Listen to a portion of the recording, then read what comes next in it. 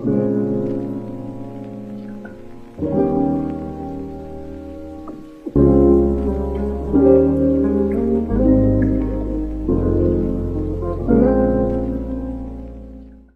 I started my career in investment banking, and that was the term. That was the year when this term rainmaker was added to my vocabulary.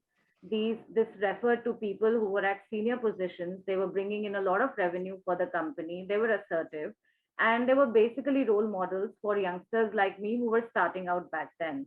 But it didn't take me long to realize that there were hardly any women rainmakers around me, and this made me wonder if I could ever be one. I pivoted to the field of strategy. I worked with founders and CEOs across Asia, and the story was same everywhere. Most women were stuck in junior to mid-level roles, and they were doing operational roles like human resources, legal, or operations. They were not really doing those meaty revenue generating roles. And I did some digging, and the statistics just baffled me. A while back, we two were discussing those, and I was like, wow, the odds are really stacked against women. There are less than 3% CEOs in India who are women.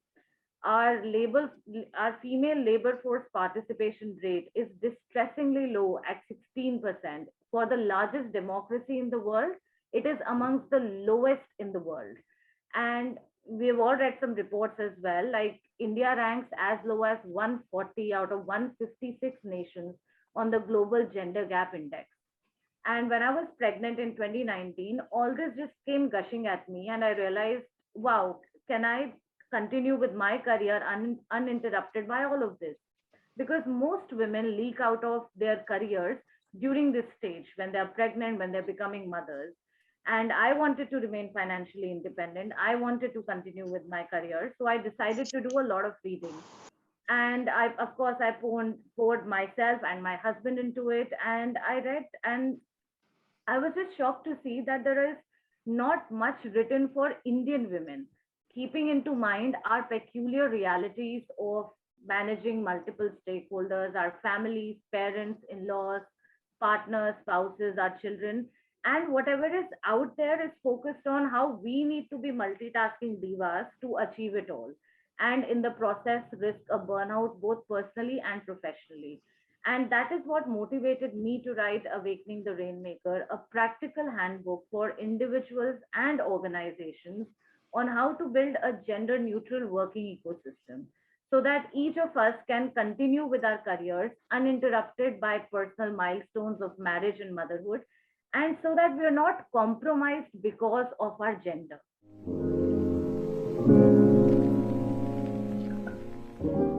I started my career in sales back in 2004 with Hindustan Unilever Limited, where, as part of my first assignment, I was given the opportunity to lead sales in the premium personal care division in Uttar Pradesh. The resident belief then was to give upcountry territory assignments to new talent so that they can learn how to handle business and get accustomed to real India. There was utmost care taken for the employees' safety while giving them a launch pad to learn tremendously early on in their careers. I'll just take a pause here and I'll just highlight, especially in the field of sales, as I've been doing sessions with college students too. And most girls have this doubt, our parents will not allow us to take a sales stint because they feel it will involve too much travel, and you may have to work in, smaller towns and villages initially. And that is what even Sukleen did initially when she was working in Uttar Pradesh, right? But here, this is the common thing that I tell. So, as she has mentioned, that HUL had all the provisions to ensure that the girls they were deputing on such stations were safe. And just because of their gender, they did not deprive them of a learning opportunity. They did not give gender as a reason that they cannot do sales. And that is the message for each one of you as well, that whenever in your career, if you ever feel that you're going in for a particular role or a project, and you're told that this will involve too much travel, are you up for it, will you be able to manage it? So just because you take your safety seriously, you should not be penalized because of that. You can very well assertively thumb the table in your organization and say that, at the end of the day, we live in India and we cannot take our safety lightly. But because of that, any opportunity or any opportunity of you moving ahead in your career, uh, uh, you should not be penalized because of that. I'll just move on to reading another excerpt from her interview. This is something that I touched upon, and so she says, many times I have heard comments like, she won't like this profile, it's too hectic for her as it involves rigorous market travel, or this is too unstructured a role for her to cope with, or she's just back from her maternity leave. Let us start her with a transition project which is easy to manage. This mindset can only change when we start offering these roles to women rather than assuming that they will not be interested in taking them up. I always propagate that as leaders, we need to trust our female talent with high stakes projects. Only then will women get prepared for leadership roles themselves. I think this is sort of linked to what Chitra and I were talking about. That even when because as women, again, there's no point tiptoeing around our biology. If you want to become a mother, there's no point delaying things unless you take a conscious call to do it. Your personal and professional life has to run in parallel. There's just no two way around it. And as Sukleen also says, that if you do end up embracing motherhood, and you go on your maternity leaves, and once you're back, more often than not, organizations tend to be very overprotective, or they'll be like, okay, we'll easily transition you back, and you may not get your high visibility or high stakes sales and marketing project that you were doing before going on the maternity leave. But know this, here again, you would not be taken on negatively if you ask for it. If you're in, the choice at the end of the day can lie with you. It's only about having that open discussion with your manager, with your leader, with your HR, on what you want to do, on how you want to take up when you're back from your maternity leave. So this is again Suprem's experience. So she says, personally speaking, my husband and I chose to have kids after 12 years of our marriage, since we were both professionally driven and focused on our careers. This choice worked very well for me. As women, each of us has to make this choice, and let me add here that these choices cannot be taught by a manual or a textbook. It comes with experience and a hunch for what works best for you. With the advancements in medicine, fertility management is easier compared to what it was years ago. And organizations which are open to educating employees and providing insurance coverage for fertility management, such as freezing eggs, IVF, etc., go a long way in making the workforce a level playing field for both men and women. So I think this is the most important bit. We have seen organizations who are coming out with menstrual leaves, and even I didn't know before I started authoring this book. And India, like New Zealand back in 2020 announced 3 days of bereavement leave for miscarriages, and it was like such a celebrated move around the world. But India already has 6 weeks of paid miscarriage leave as Yes. per the maternity benefit act, which was passed back in the 60s. But many people don't know about it because most organizations don't implement it to the T. Many women, they're frowned, like they feel that they cannot take the entire 6 weeks duration of the leave, or they say, okay, take a few days to 2 weeks max. But here again, at the end of the day, your it's your body, and the organization can anything be but supportive. And the good news is that many organizations are doing that, be it through your paternity leave, menstrual leave, or fertility management. We just at the end of the day need to be more assertive about talking about these things if you're facing any issues, because these two lives at the end of the day have to move in parallel. And if you do need help in managing it, just be vocal about it. Talk, and you will get the support that you're seeking. And if not, at least you'll know whether you need to channel your energies into some other field, or into some other organization which is more inclusive. But the choice is all yours, how you want to fight a particular challenge that is posed to you with respect to your gender.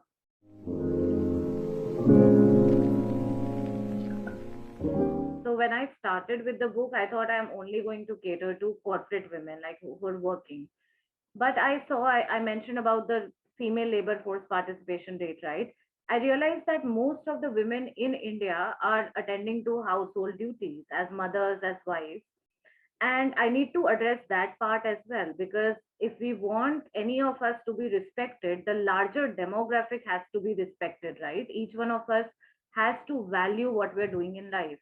But at the end of the day, like you mentioned, that I say that even taking a career break is fine, as long as you take it on your own terms and you're not, like, emotionally coerced into it, or you don't feel that, oh, it's a burden and your family is telling you to do it. But if as a woman you feel like you have to do it, you do it on your own terms. The book starts with talking about gender neutral upbringing and whatever, like we are full baked individuals now, but we can actually build a better world and a more equal world for the next generation. And that's very important. We play a very key role as parents here.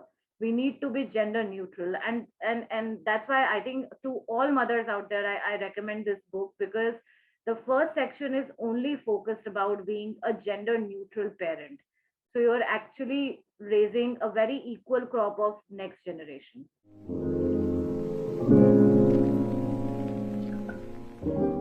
I think this is where a delegation comes in, as I've been talking about, and I've talked about it at multiple places in the book as well. Like I'm a mother too now, and if the when we were pregnant, I laid those clear ground rules for my husband as well, that he's going to have a role to play in this parenting journey too.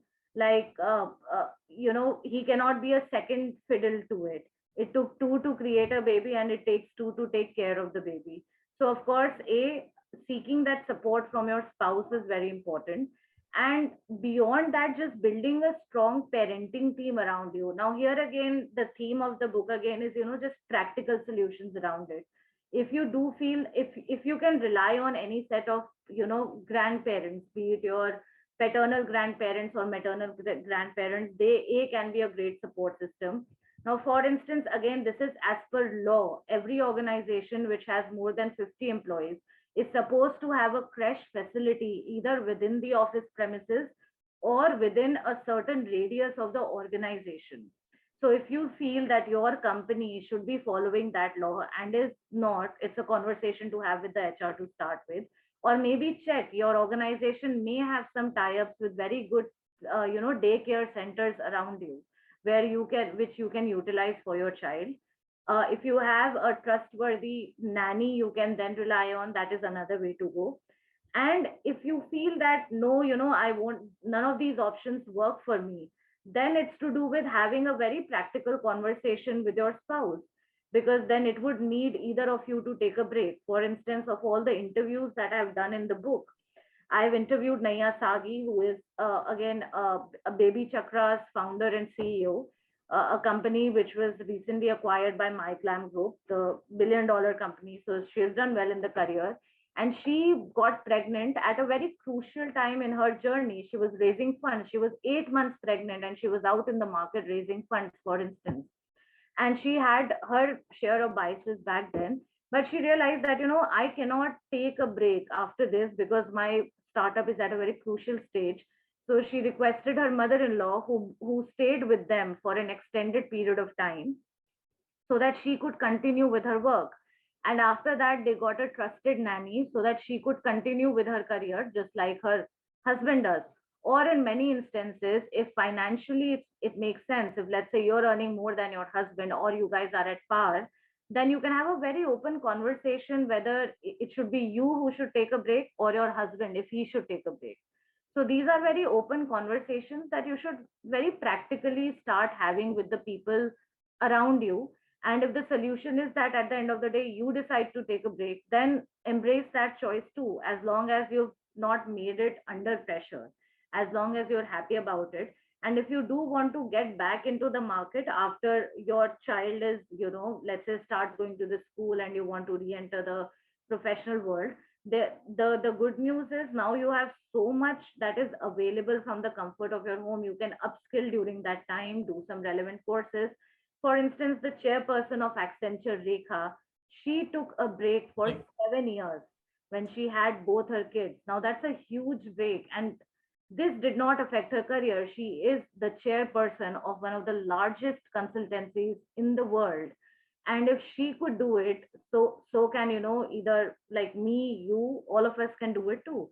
And during those 7 years, she did not victimize herself because of her choice.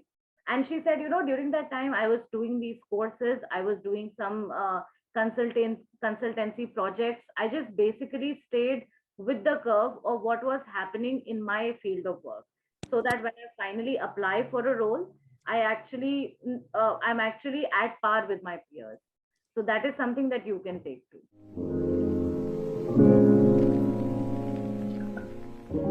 My guide point again just remains that question the status quo. If you're not happy personally or professionally, it's not just upon you. Start questioning people around you as well, your organizations and your families, what they can do, how they can contribute.